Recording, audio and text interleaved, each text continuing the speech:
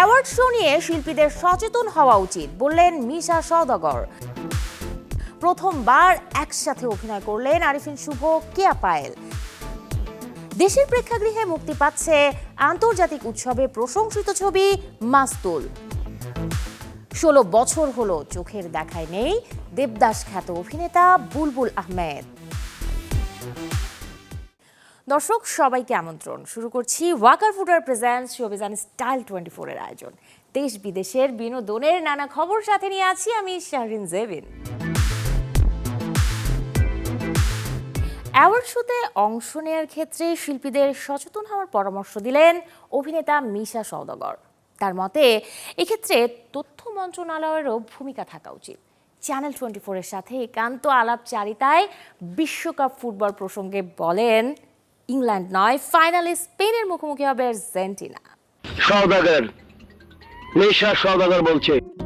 দেশের বড় পর্দার এক বড় অভিনেতার নাম মিশা সওদাগর। 4 দশকের অভিনয় ক্যারিয়ার তাকে দিয়েছে নাম, যশ, খ্যাতি। দৃষ্টিতে এটা আমার ব্যক্তিগত মত। দেশের বিনোদন নিয়ে কথা হয় এই শিল্পীর সাথে, যেখানে উঠে আসে অ্যাওয়ার্ড প্রসঙ্গ।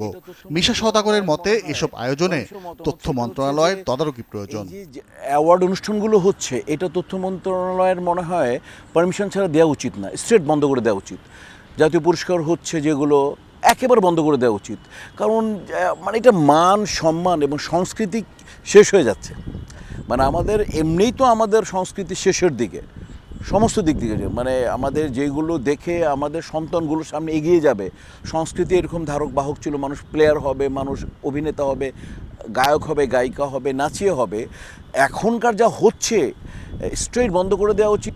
শিল্পী খানিকটা সচেতন হওয়া উচিত, প্রপার শিল্পী যাদের আইকন, যাদেরকে মানুষ আদর্শ মনে করে, যাদেরকে মানুষ মনে করে যে উনি আমার বাসার মেম্বার, যাদেরকে মানুষ মেন্টর মনে করে, তাদের একটু সতর্ক হওয়া উচিত।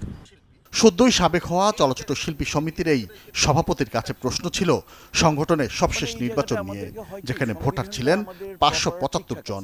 সংবিধানে যে কথাটা আছে যে 5টা মানে ফুল ফিচার ছবিতে, 5টা ছবিতে অবিতর্কিত এবং উল্লেখযোগ্য চরিত্র অভিনয় করতে হবে এবং আপনার পেশা থাকতে হবে চলচ্চিত্র অভিনয়। কারণ যখন এটা 1984 সনে আরম্ভ হয়, তখন কিন্তু যে কেউ হতে পারবে না। তখন সিডনি সাহেব ছিলেন, আহসান সিডনি সাহেব ছিলেন, তখন রামেন্দ্র মজুমদাররা ছিলেন, ওইখানে আফজাল ভাই, সুবর্ণা, তারা কিন্তু মেম্বার হতে পারেনি। কারণ এখানে শর্ত ছিল যে আপনার পেশা থাকতে হবে ফিল্ম অ্যাক্টিং করা, আপনার পেশা থাকতে হবে ফিল্ম। ওনারা কিন্তু সংবিধান রেখে গেছেন, কিন্তু কালের জন্য বলি মানে এটা পরিবর্তন হতে হতে বা খানিকটা ছাড় দিতে দিতে আজকে মানে অনেকগুলোই আর কি একটা অংশ ছাড় পেয়ে যাচ্ছে।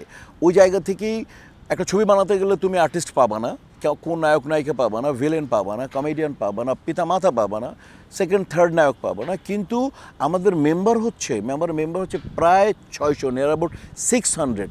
সাকিব খান আর মিশা সওদাগর ছাড়া আর হয়তো বা 10 জন শিল্পী হবে, সর্বোচ্চ হবে, যে ফিল্মে টাকা দিয়ে চলতেছে। তো এটার কঠিন একটা ব্যাপার না। ওই জায়গা থেকে তখন করে কি বোর্ড বা যে সমিতি, ওই সময় যে ক্যাবিনেটটা থাকে, কার্যকরী পরিষদ, তখন আলটিমেটলি চিন্তা করে যে দেখেন এই জায়গাটা তো আমাদের স্ট্যান্ড করতে পারছি না, যে জায়গাটা যে আমাদের, কারণ আপনি যদি ফিল্ম করে খাই তাহলে ফিল্মই তো নাই তখন এই দেশে। তো কী করবেন? তাহলে তো যারা 2, 3, 4টা ছবি করেছে, তো তখন কিছু কনসিডার করতে হয় আর কি। তখন আমাদের একটা 6 ঘ অনুচ্ছেদে লেখা আছে যে মেম্বারের ব্যাপারে কার্যকরী পরিষদের সিদ্ধান্ত চূড়ান্ত, এটা আনচ্যালেঞ্জ। 6 ঘ ধারায় লেখা আছে। অর্থাৎ কার্যকরী পরিষদ যদি সিদ্ধান্ত নিয়ে থাকে, ওকে 3টা তো উনি করেছেন, 4টা করেছেন, ওকে লেটস সে বা লেটস অ্যালাউ হিম বা হার।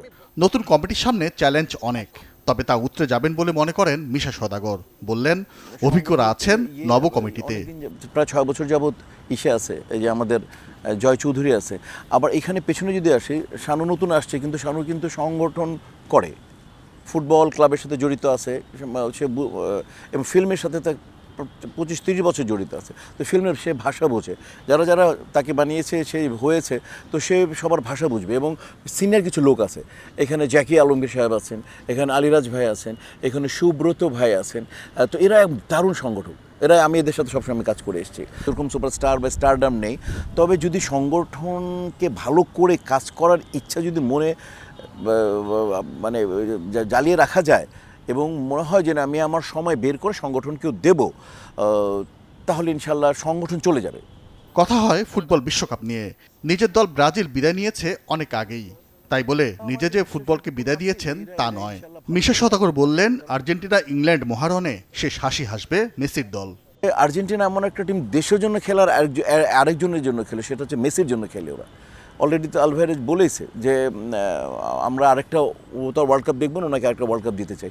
তো সেই জায়গা থেকে এই ওয়ার্ল্ড কাপের যে বিচার বিশ্লেষণ এবং যে পারফরমেন্স আর্জেন্টিনা, সেই জায়গায় ইংল্যান্ডে যথেষ্ট ভালো। এখানে ক্যান আছে, বেকহাম আছে, আর স্ট্রাইকার পরপর 2 গোল করেছে। ওই 2টা স্ট্রাইকার অসম্ভব ভালো আছে, কিন্তু আমার মনে হয় আর্জেন্টিনাকে আমি এগিয়ে রাখবো তাদের এই ওয়ার্ল্ড কাপের পারফরমেন্স দেখে। শিল্পী সমিতির দায়িত্ব ছেড়ে আপাতত অভিনয় মন দিয়েছেন মিশা সওদাগর। জানালেন, এই বছরই মুক্তি পাবে তার বেশ কটি ছবি। নাজমুল আলম রানা, চ্যানেল 24। প্রথমবার একসাথে দেখা যাবে আরিফিন শুভ ও কেয়া পায়েলকে। নতুন এক ওয়েব ফিল্মে দর্শক দেখতে পাবে এই নতুন জুটিকে। হ্যাপিলি ম্যারিড শিরোনামের এই ওয়েব ফিল্ম দিয়ে দীর্ঘ বিরতির পর আবারও চরকির সাথে কাজ করলেন আরিফিন শুভ। অন্যদিকে প্রথমবার জনপ্রিয় এই ওটিটি প্ল্যাটফর্মে যুক্ত হলেন কেয়া পায়েল। চরকির মিনিস্ট্রি অব লাভ প্রজেক্টের ব্যানারে 7ম সিনেমা হ্যাপিলি ম্যারিড, যেটি পরিচালনা করছেন নির্মাতা জাহিদ প্রীতম। বর্তমানে ছবির শুটিংয়ের কাজে ব্যস্ত সময় পার করছে পুরো টিম। সমসাময়িক প্রেক্ষাপটে পারিবারিক সম্পর্কের বন্ধন ছাপিয়ে আধুনিক জীবনযাত্রায় সামাজিক যোগাযোগ মাধ্যমের প্রভাব ফুটে উঠবে হ্যাপিলি ম্যারিড ওয়েব ফিল্মে। জানা গেছে, অ্যাকশন লুকের বদলে একেবারেই ভিন্ন চরিত্রে দেখা যাবে আরিফিন শুভকে। অন্যদিকে উচ্চবিত্ত আধুনিক তরুণীর চরিত্রে আছেন কেয়া পায়েল। চলতি মাসেই শেষ হবে ছবির দৃশ্য ধারণের কাজ, শিগগিরই দেওয়া হবে মুক্তি। দেশের হলে মুক্তি পেতে যাচ্ছে বিভিন্ন আন্তর্জাতিক চলচ্চিত্র উৎসবে প্রশংসিত হওয়া সিনেমা মাস্তুল। আসছে 17 জুলাই আলোর মুখ দেখবে এই ছবিটি। মুক্তি উপলক্ষে গতকাল সন্ধ্যায় হয়েছে এর বিশেষ প্রদর্শনী। আর শো শেষে সংবাদ সম্মেলনে কথা বলেন মাস্তুল ছবির শিল্পী নির্মাতারা।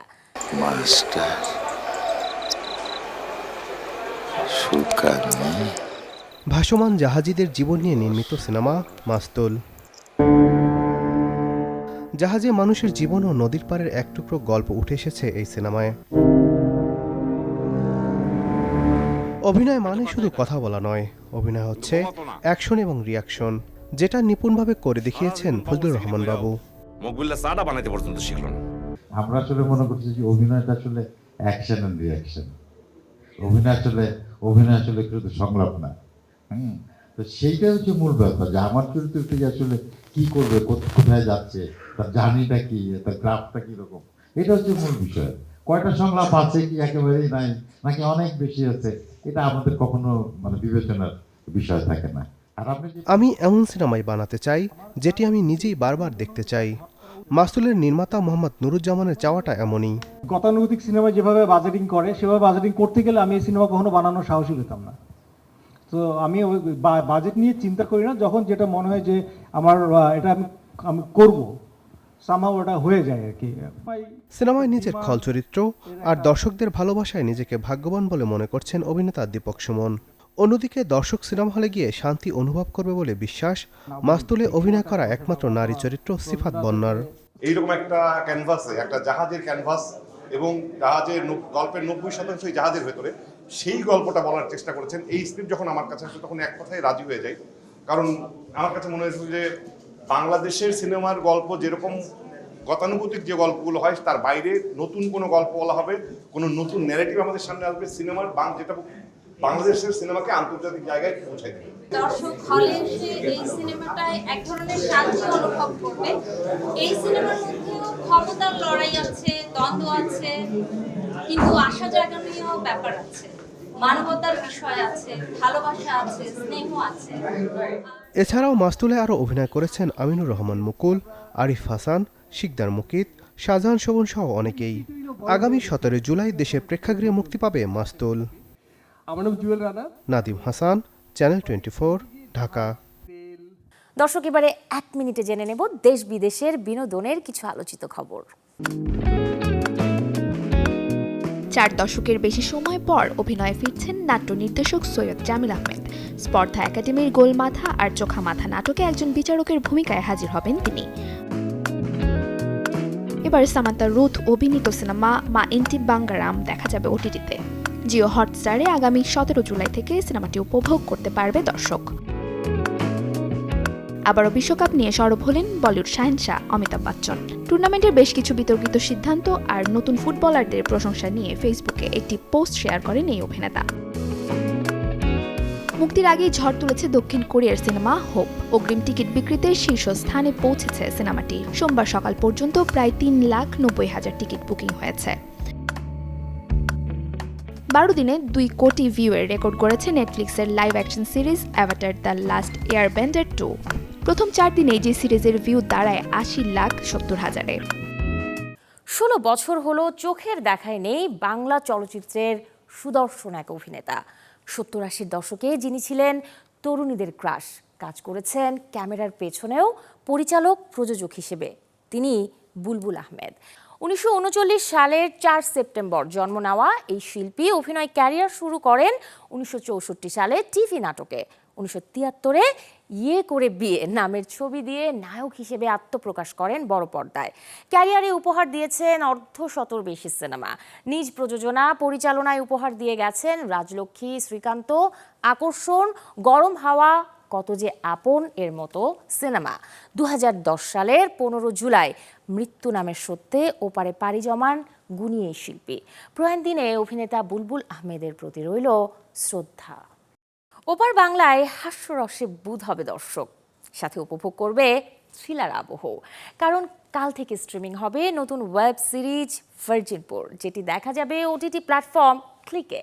প্রচারের স্বার্থে প্রকাশ পেয়েছে এর ঝলক, যেখানে একটি কাল্পনিক জনপদের হাস্যরসাত্মক কর্মকাণ্ড নজর কেড়েছে দর্শকদের।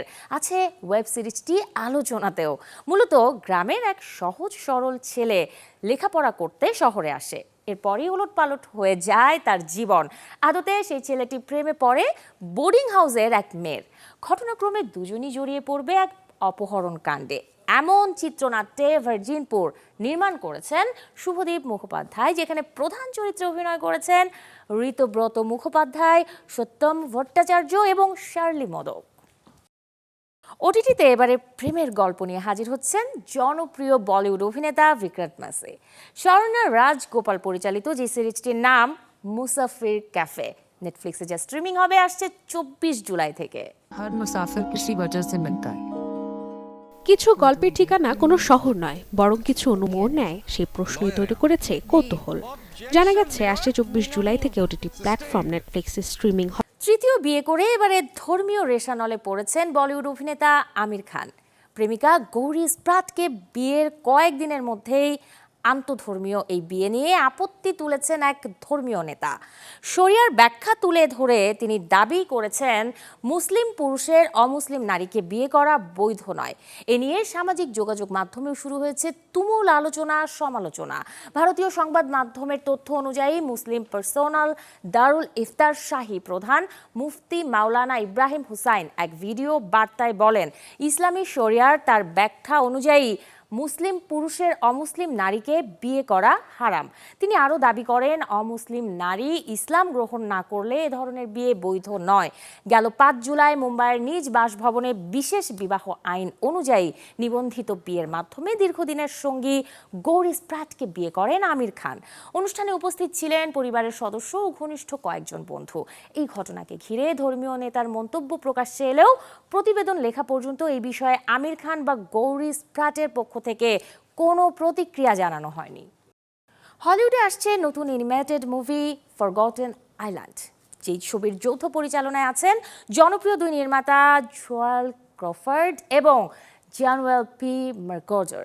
আগামী 25 সেপ্টেম্বর প্রেক্ষাগৃহে মুক্তির অপেক্ষায় আছে এই অ্যানিমেশন মুভিটি, যার গল্পে দেখা যাবে জয় এবং রাইসা নামের 2 বান্ধবীকে এক রাতে যারা হঠাৎই রহস্যময় একটি পোর্টালের সন্ধান পায় এবং তা পেরিয়ে দুজনেই পৌঁছে যায় নাকালি নামের জাদুকরি দ্বীপে। কিন্তু সেখান থেকে তাদের ফেরত আসার শর্ত হলো ভুলতে হবে বন্ধুত্বের স্মৃতি।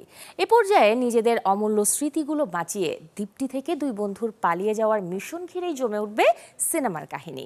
অ্যাডভেঞ্চার আর ফ্যান্টাসি কমেডিতে ভরপুর অ্যানিমেশনটির প্রধান 2 চরিত্রে কণ্ঠ দিয়েছেন HAR এবং লিজা সোবেরানো। এছাড়াও অন্যান্য গুরুত্বপূর্ণ চরিত্রগুলোতে আছেন ডেভ ফ্র্যাঙ্কো, জেনি স্ল্যাট, ম্যানি জ্যাসিন্টো, লিয়া সালাঙ্গোর মতো জনপ্রিয় সব তারকারা।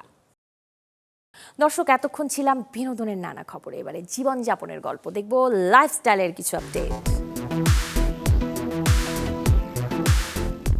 শারীরিক প্রতিবন্ধী এক নারী, বাস্তব জীবনে যিনি অসহায়। তার মতো অন্য সবাই যেখানে ভিক্ষাবৃত্তি করে জীবন পরিচালনা করেন, সেখানে তিনি পরিশ্রম করেই করছে না। বাস্তবতা মেনে তিনি পরিশ্রমের এই জীবনেই খুশি। জানবো তার জীবনের গল্পটা।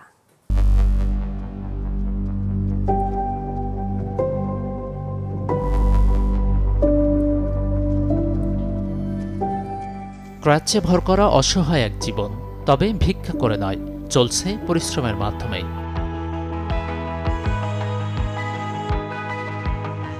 মাঝবয়সী কোহিনুর বেগম। ইট পাথরের ব্যস্ত ঢাকায় তার বাঁচান লড়াইটা ভিন্ন রকম। আয় করেন পাতা মেহেদি শিল্পাটায় বেটে। ফুটপাতের এই রাস্তায় কোহিনুরের ঘরবাড়ি। বৃষ্টির দিনে ভিজে এখানেই দিনরাত আপন করেছেন তিনি। রাজধানীর ধানমন্ডি লেকের ৮ নম্বর ব্রিজের কাছের একটি ফুটপাতে এখানে বাটা মেহেদি বিক্রি করেন কোহিনুর বেগম। তিনি শারীরিক প্রতিবন্ধী, তবুও এই প্রতিবন্ধকতাকে পেরিয়ে তিনি নিজেই উপার্জন করে মেহেদি বিক্রির চেষ্টা করছেন। আমরা তার সাথে কথা বলবো ঠিক কী লক্ষ্য উদ্দেশ্য নিয়ে তিনি এখানে এই জীবিকা নির্বাহ করছেন। কেমন আছেন আপা? আলহামদুলিল্লাহ। কত বছর যাবত এই মেহেদি এখানে বিক্রি করতেছে? আমি আগে বিক্রি করতাম কুরবানির আগে দিয়া, এরপরে চিন্তা করলাম যে ভিক্ষা তো মানুষের জীবন না, আমি কিছু করতে চাই। তে আমার বড় মেয়ের মোবাইল দিয়ে আমি একদিন কই, মা আমার মোবাইলটা দাও। তা আমার মেয়ে কয় কী করবা? আমাকে একটু ফেসবুকটা চালু করে দাও, আমি একটু একটা জিনিস বাই করি। তো দেখলাম সবাই একটা আইটেম বাই করে, টিপ মেহেন্দি, ফাঁকি মেহেন্দি। আমাকে সবাই যখন ফাঁকি মেহেন্দি বিক্রি করে, আমি নয় ধানমন্ডি ভিক্ষা করি, তা আমি একটা পাটা কিনা পাতা মেহেন্দি বিক্রি করে দিই।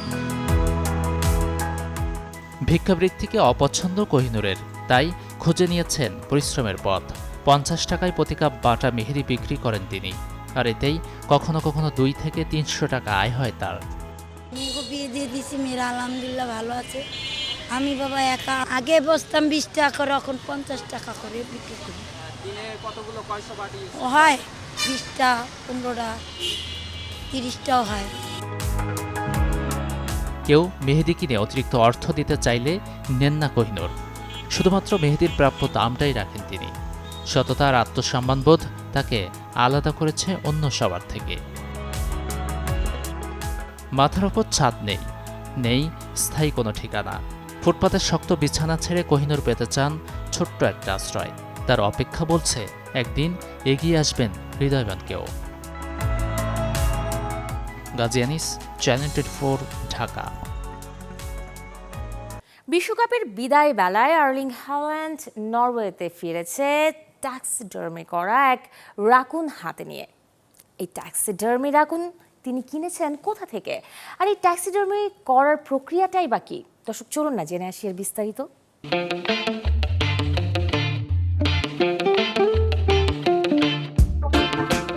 বিশ্বকাপ খেলতে যুক্তরাষ্ট্রে আসার পর হল্যান্ড ঘুরে বেরিয়েছেন নানান জায়গায়, আর তার মধ্যে অন্যতম ডালাসে প্রায় 50 বছর ধরে পরিচালিত ওয়াইল্ড বিলস ওয়েস্টার্ন স্টোর, যেখান থেকে নানান ধরনের জিনিস সংগ্রহ করেছেন হল্যান্ড।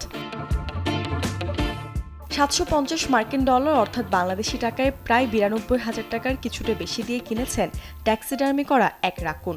রাকুনটি দোকানে হুইস্কি রাকুন নামে পরিচিত। রাকুনের হাতে আছে একটি জিনের খালি বোতল। অনলাইনে হল্যান্ডের এই ছবি ছড়িয়ে পড়ার পর দোকানটিতে একের পর এক অর্ডার পড়তে থাকে।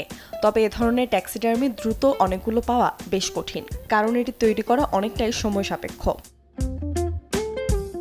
ট্যাক্সিডার্মি হলো এমন একটি কৌশল যার মাধ্যমে মৃত প্রাণীর দেহাবশেষকে কেমিক্যাল দিয়ে এমনভাবে সংরক্ষণ করা হয় যাতে একে দেখায় জীবন্ত প্রাণীর মতো। চামড়া, চোখ বা দাঁতের আসল অংশগুলো রেখে ভেতরের মাংস এবং অঙ্গপ্রত্যঙ্গ ফেলে দেওয়া হয় এবং একটি কৃত্রিম কাঠামোর উপর চামড়াটিকে বসিয়ে প্রাণীর স্বাভাবিক আকৃতি ফিরিয়ে আনা হয়। এই প্রক্রিয়ায় সাবধানে প্রাণীর শরীর কেটে ভেতরের অঙ্গ প্রত্যঙ্গ ও হাড় বের করে আনা হয়। চামড়া যাতে পচে না যায় সেজন্য লবণ, বোরক্স বা অন্যান্য বিশেষ রাসায়নিক দিয়ে চামড়াটিকে ট্যানিং এবং পরিষ্কার করা হয়। আকৃতি তৈরি করা হয় ফোম, কাঠ, কাদামাটি বা ফাইবার গ্লাস দিয়ে, যাতে প্রাণীর শরীরের ভেতরে হাড় বা মাংসের একটি অবিকল ডামি বা কাঠামো তৈরি করা যায়। ডামির উপরে সংরক্ষিত চামড়াটি টেনে পরিয়ে দেওয়া হয় এবং সেলাই করে বা পিন দিয়ে পরবর্তীতে আটকে দেওয়া হয়। অনেক সময় জীবন্ত ভাব আনার জন্য কাঁচ বা প্লাস্টিকের তৈরি কৃত্রিম চোখ ও দাঁতও বসানো হয়ে থাকে। Desk report, channel 24। লিওনেল মেসির একটি পা, দাম 11,000 কোটি টাকা। শুনে মনে হতে পারে এটি নিশ্চয়ই কোনো সিনেমার গল্প, কিন্তু না। ফুটবলের সবচেয়ে বিখ্যাত লেফট লেগের হিসাবটা একেবারেই কিন্তু ভিন্ন। আজ রাতে আছে হাই ভোল্টেজ সেমিফাইনাল, যেখানে মেসির বা পায়ের জাদু দেখার অপেক্ষায় গোটা বিশ্ব। লিওনেল মেসি সম্পর্কে নতুন করে আর বলার কিছু নেই, তবে অনেকেই কিঞ্চিত অবাক হন মেসির পায়ের দাম শুনে। যে পায়ের ম্যাজিকে জয় করেছেন কোটি সমর্থকের হৃদয় আর তুলোধুনো করেছেন প্রতিপক্ষকে। একজন মানুষের বা পায়ের দাম যদি হয় 11,000 কোটি টাকার ঘরে, তখন অবাক না হয়ে আর উপায় কি? কাতার বিশ্বকাপের আগে নিজের বিখ্যাত বা পায়ের বীমা করান লিওনেল মেসি। সেই বীমার মূল্য ছিল প্রায় $900 মিলিয়ন, বাংলাদেশি টাকায় যা প্রায় 11,000 কোটি। অর্থাৎ বড় কোনো ইনজুরিতে পা অকার্যকর হলে বীমা কোম্পানিকেই গুনতে হবে বিশাল অঙ্কের এই ক্ষতিপূরণ। তাই বলে কি রেফারি শুধু বীমা করার কারণেই হলুদ কার্ড দেখান? একেবারেই না। কার্ড আসে খেলার নিয়ম ভাঙলে। তবে বিশ্বের সেরা খেলোয়াড়কে রক্ষা করতে রেফারিরা বিপজ্জনক ফাউলে সাধারণত কঠোরই থাকেন। মজার বিষয়, রোনালদোর 2 পায়ের বীমা, ডেভিড বেকহামের পুরো শরীর, গ্যারেথ বেলের 2 পা কিংবা ইকার ক্যাসিয়াসের 2 হাতের বীমা সবই আলোচিত, কিন্তু আলোচনার শীর্ষে আজও মেসির একটি বাম পা।